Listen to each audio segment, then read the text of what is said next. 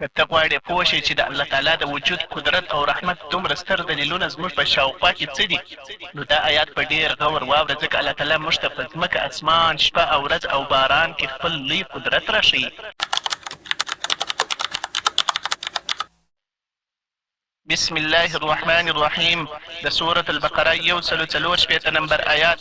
إن في خلق السماوات والأرض واختلاف الليل والنهار والفلك التي تجري في البحر بما ينفع الناس وما أنزل الله من السماء من ماء فأحيا به الأرض بعد موتها وبث فيها من كل دابة وتصرف الرياح والسحاب المسخر بين السماء والأرض لآيات لقوم يعقلون. بېشکه د اسمانونو او ځمکې په پیدا کولو کې او د شپې او ورځې په بدلېدلو کې او په هغو بېړیو کې چې په سمندر کې د خلکو د ګټې لپاره روانې دي او په هغه اوبو کې چې الله له اسمانه نازلې کړي او په هغې سره یې مړه شوې ځمکه بېرته ژوندۍ کړې ده او په هغې کې یې هر ډول ژوندي موجودات خپاره کړي دي او بادونو په اړولو کې او په هغو وریځو کې چې د اسمان او ځمکې ترمنځ تابع ګرځول شوي دي یقینا د عقل لرونکو خلکو لپاره ډېرې نښې دي. د دې آیات مقصد دا دی چې انسان د الله تعالی د قدرت ښکاره نښې وویني او د خپل خالق په اړه فکر وکړي. په آیات کې د یوې ځانګړې پیښې پر ځای د الله تعالی هغه سترې نښې بیان شوي دي چې انسان هره ورځ ورسره مخ کیږي، لکه اسمان، ځمکه، شپه او ورځ، باران، نباتات، حیوانات، بادونه او وریځې. الله تعالی انسان ته وایي که لږ فکر وکړې د الله د قدرت نښې به هر لوري ته ووینې. اسمانونه او ځمکه په داسې منظم نظام پیدا شوي چې انسان پرې حیرانیږي.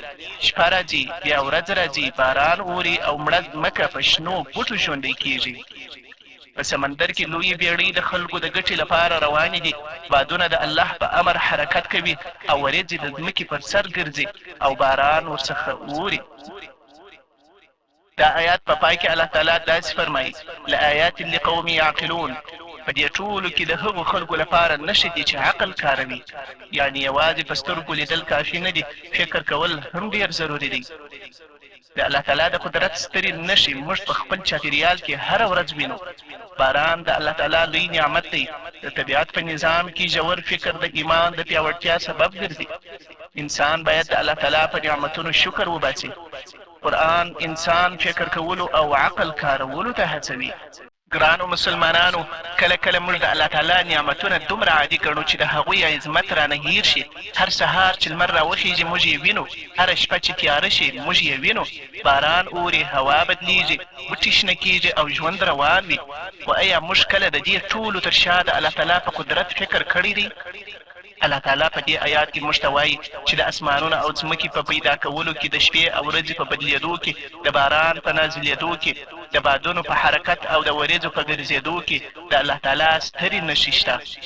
ګرانه وروره، ته چې کله باران ووینې یوازې داسې مه وایه چې باران وشو، لږ فکر وکړه چې هغه اوبه له کومه راغلې. څوک یې له اسمانه راکوزوي، څوک مړه ځمکه په شنو بوټو ژوندۍ کوي، څوک د انسان، حیوان او مرغانو لپاره روزي پیدا کوي. ته چې کله شپه ووینې فکر وکړه چې که تل ورځ وای انسان به څنګه آرام کولی، او که تل شپه وای ژوند به څنګه روانېده.